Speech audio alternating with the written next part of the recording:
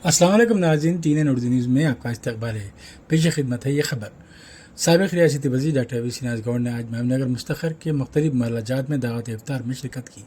सबसे पहले इन्होंने नौजवानों मदीना बनी की जानब से दी गई दावत इफ्तार में शिरकत की, जहाँ ख्वाजा फयाजुद्दीन अनवर पाशा, मोहम्मद मकसूद, सैयद कलीमुल्ला हुसैनी ने इनका इस्तकबाल किया।